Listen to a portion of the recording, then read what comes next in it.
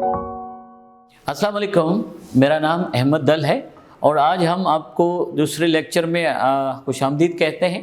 आज का हमारा लेक्चर है सेंटेंस स्ट्रक्चर पे। तो आज सेंटेंस स्ट्रक्चर में सबसे इम्पॉर्टेंट चीज़ें हम पढ़ेंगे, सेंटेंस को समझेंगे, क्योंकि सेंटेंस को समझा तो पैराग्राफ को समझेंगे और पैराग्राफ्स को समझा तो एसे डेवलपमेंट को समझेंगे। तो हम आराम से अपने कॉम्पिटिटिव एग्ज़ाम या इंग्लिश की तरफ जो चीज़ें राइटिंग स्किल्स में हैं या स्पीकिंग में हैं वो मेंटेन और डेवलप कर सकते हैं। तो सबसे इम्पॉर्टेंट चीज़ है सेंटेंस स्ट्रक्चर में 4 काइंड्स ऑफ सेंटेंस, उनको मैंने सब डिवाइड किया है ताकि आसानी से स्टूडेंट समझ सकें। तो सबसे इम्पॉर्टेंट है स्टेटमेंट सेंटेंस। स्टेटमेंट मीन्स 2 तरह की होती है, या तो हाँ में होती है या तो ना में होती है। तो इनको मैंने डिवाइड किया है स्टेटमेंट को 1.1 फर्स्ट टाइप। 1.1 में हमने लिखा है अफर्मेटिव, असर्टिव, पॉजिटिव, डिक्लेरेटिव। ये चारों वर्ड्स लिखे हुए हैं, इन चारों वर्ड्स की एक ही माना है कि हाँ। तो यहाँ पे 2 जुमले लिखे हुए हैं, he is a good person. अब ये पॉजिटिव स्टेटमेंट है, शी स्पीक्स इंग्लिश, ये भी पॉजिटिव स्टेटमेंट है। ये पॉजिटिव स्टेटमेंट की एक क्वालिटी है कि starting with capital letter ending with full stop is called positive statement. और ये 1.2 नेगेटिव स्टेटमेंट है, जिसकी माना है नेगेटिव स्ट्रक्चर में हम यूज करते हैं। यहाँ पे नेगेटिव एडिशन है, आप देख सकते हो, he is not a good person, she does not speak English. ये नेगेटिव स्ट्रक्चर और ये पॉजिटिव स्ट्रक्चर दोनों स्टेटमेंट की ब्रांचेज हैं, सब टाइप्स हैं। पॉजिटिव और नेगेटिव कैपिटल लेटर से स्टार्ट होती हैं और फुल स्टॉप पे ख़त्म होती हैं। इसको कंप्लीट सेंटेंस हम बोलते हैं जो कैपिटल और फुल स्टॉप पे ख़त्म होता है। ये हमारे पास सेकंड काइंड है सेंटेंस का, interrogative sentence. The sentence starting with capital ending with question mark. ये लाजमी होता है स्टूडेंट्स के लिए कि कैपिटल से स्टार्ट हुआ, फुल स्टॉप पे ख़त्म हुए 2 जुमले, और कैपिटल से स्टार्ट हुआ और क्वेश्चन मार्क पे ख़त्म हुआ। अगर क्वेश्चन मार्क नहीं देंगे तो क्वेश्चन नहीं बनेगा, जुमला रॉन्ग हो जाएगा। इनके 2 टाइप्स हैं, हमने इनको सब डिवीजन किया है।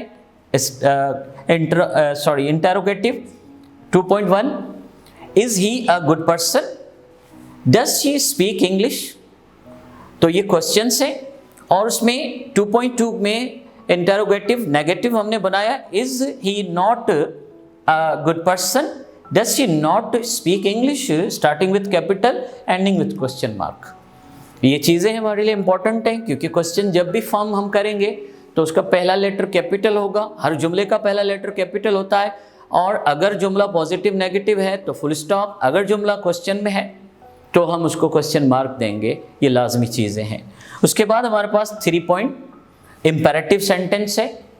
इम्पेरेटिव सेंटेंस की माना है या तो ऑर्डर होगा या रिक्वेस्ट होगी। तो it is also divided 3.1, 3.2। 3.1 is called ordering sentence. Order, just like write down, bring me a glass of water, come here, sit down, listen to me.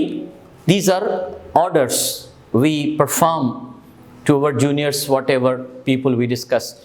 Request means when we talk about obliging face and when we speak to the people and request them, we add please write down, please bring me a glass of water, kindly wait for me. तो ये request में शामिल होते हैं। This is called imperative sentence, ordering or request sentence.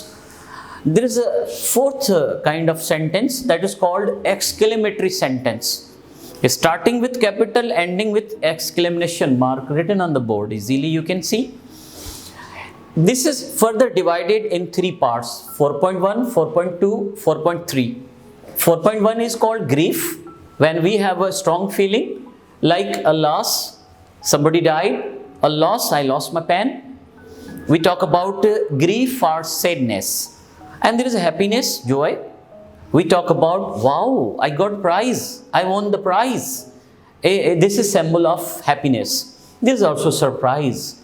When we talk about something surprise, there is a problem, कि कुछ हमसे loss हो गया है, या हमने कोई प्राइस ले ली है, या हमने कुछ न्यू चीज़ की है, तो सडन एक सरप्राइज आती है कि what, you got a surprise, you got a position, you won the match. So this is called what.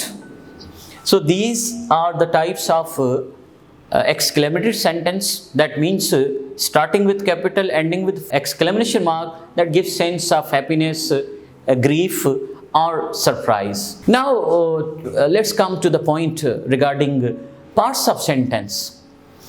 There are two major parts of sentence. A sentence is divided in two parts. The one is called subject, doer of work, actor. Another is called predicate. It tells something about a subject. What subject is? ये subject के बारे में बताती है कुछ, उनको हम बोलते हैं predicate, and the subject itself is called doer, actor in sentence. The sentence, you can easily look at the sentence. He operates a computer. He operates a computer. He is called subject in sentence. Operate is verb itself, predicate. It also takes object itself, a predicate. It makes a sense of predicate, operate a computer or operates a computer. He operates a computer. That gives sense of a complete sentence structure having a subject, actor, and there is a predicate that tells something about subject, what subject is, what subject does, and what is done to subject, or what subject has. The sentence is further divided in its parts. Subject, doer of work, is divided in two parts. You can easily see. Direct subject means non-living subject. Indirect subject means living subject. He is indirect subject, that means living subject. There is a verb, operate. A verb is divided in three parts. The major verbs are three: verb to be, verb to have, and action verb. Here we are talking about operate is an action verb. That act passes to object.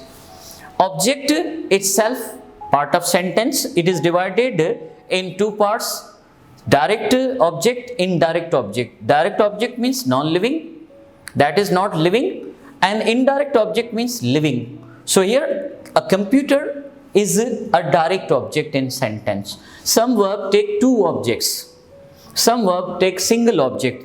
So a verb that takes object is called transitive verb. A verb that takes complement or another state verb, that is called intransitive structure. We will study in later lectures. So let's go towards the sentence patterns.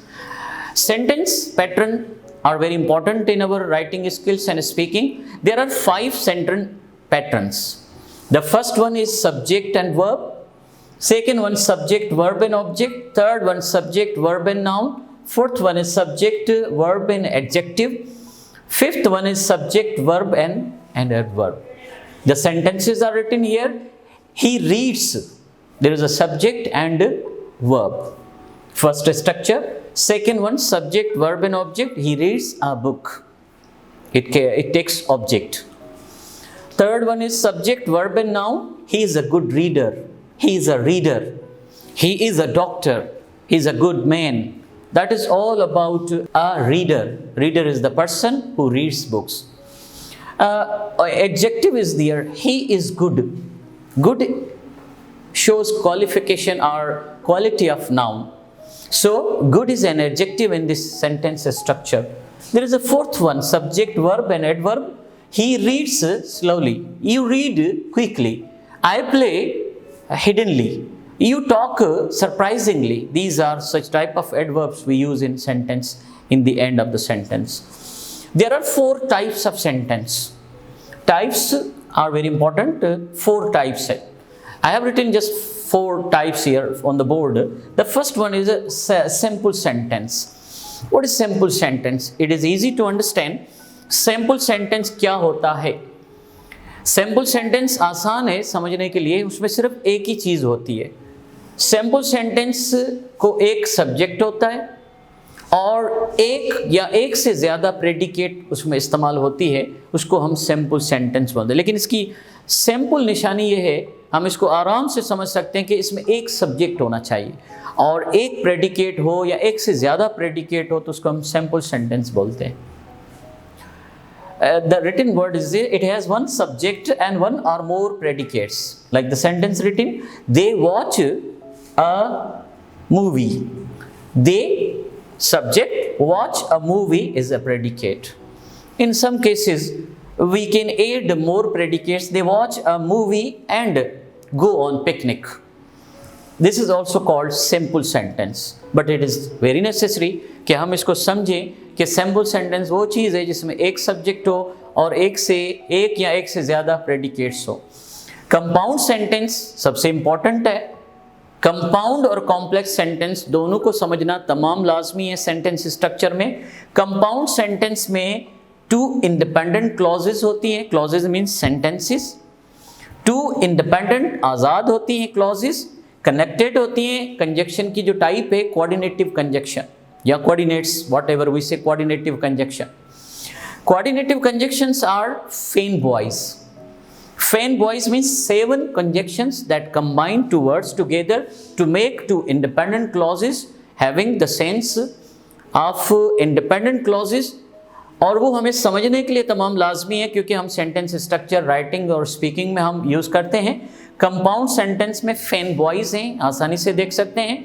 Fan means F for, A and, N nor, B but, और O or, Y yet and S so. तो अगर 2 जुमले हैं उनके बीच में आसानी से समझने के लिए 2 जुमलों के बीच में अगर कोऑर्डिनेटिव कंजक्शन है तो फिर हम उसको बोल सकते हैं कंपाउंड सेंटेंस। और ये टोटल 7 हैं compounds, conjunctions, whatever we say, coordinative conjunctions. और कॉम्प्लेक्स सेंटेंस एक स्ट्रक्चर है जिसमें एक इंडिपेंडेंट क्लॉज होती है और दूसरी डिपेंडेंट क्लॉज होती है, टोटली डिफरेंट है। कंपाउंड सेंटेंस में 2 इंडिपेंडेंट क्लॉजेज होती हैं, कॉम्प्लेक्स सेंटेंस में एक इंडिपेंडेंट होती है, दूसरी डिपेंडेंट होती है और कनेक्टेड होती है। हम उसको कनेक्ट करते हैं सबऑर्डिनेट कंजक्शन से। कंपाउंड होता है कोऑर्डिनेटिव कंजक्शन से और कॉम्प्लेक्स सेंटेंस होता है हम उसको कंडक्ट करते हैं, कंबाइन करते हैं सबऑर्डिनेटिव कंजक्शन से। एक जुमला यहाँ लिखा हुआ है, he will not meet us until we call him, unless you come I will not help you.